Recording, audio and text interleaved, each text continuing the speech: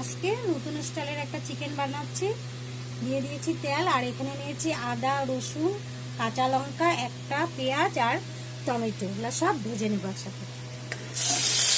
দিয়ে দিলাম অল্প লবণ, সব নরম হওয়ার জন্য। সব একসাথে ভাজা করবো, ভাজা করে তারপরে পেস্ট করে নেব।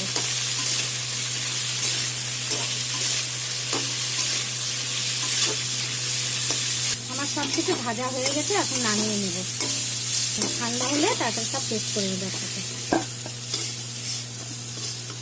আলুটা ভেজে নিচ্ছি।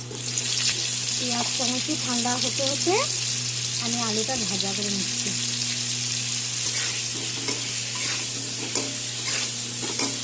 মাংসের আলু ভাজা হয়ে গেছে, এখন সব উঠিয়ে নেব।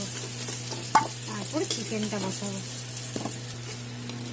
চিকেনের জন্য সোমবারে দিচ্ছি গোটা জিরা আর গোটা গরম মশলা আর শুকনো লঙ্কা। যেটা গরম মশলা আর শুকনো লঙ্কা, জিরা আমার সব ভাজা হয়ে গেছে। এখন কুচানো পেঁয়াজ দিয়ে দিলাম। পেঁয়াজটা ভাজা হবে, তারপর চিকেনগুলো দিয়ে দেবো। 600 গ্রাম আমি মাংস নিয়েছি, তার জন্য আমি 2টা পেঁয়াজ দেবো। একটা হলো পেস্টে আর একটা কুচিয়ে দিয়েছি।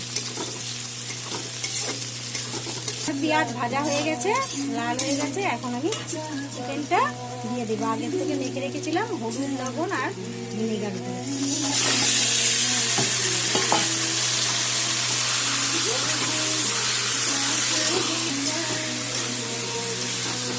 চিকেনটা এখন ভাজা ভাজা হবে। আমি জিরার গুঁড়া, লঙ্কার গুঁড়া, ধনের গুঁড়া আর কাশ্মীরি লঙ্কার গুঁড়া সব দিয়ে দেবো।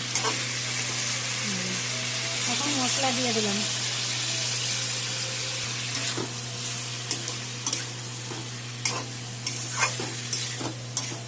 আর কিছুক্ষণ নেড়ে চেড়ে তারপরে পেস্ট করা মশলাটা দিয়ে দিলাম। এখন দিয়ে দিলাম ভেজে রাখা আলুগুলা। আর তারপরে দেবো এখন পেস্ট করে রেখেছিলাম আদা, কাঁচা লঙ্কা, রসুন সব একসাথে পেস্ট করেছিলাম, ওটা দিয়ে দিলাম। আর টমেটো ভেজে পেস্ট করে নিয়েছিলাম।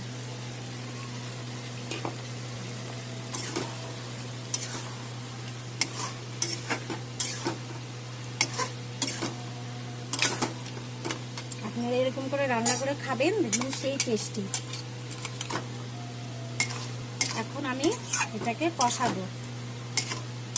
কষিয়ে তার কিছুক্ষণ পরে একটুখানি জল দেবো। এরকম করে আপনারা বানিয়ে খাবেন, সেই টেস্টি হবে, দারুণ স্বাদে।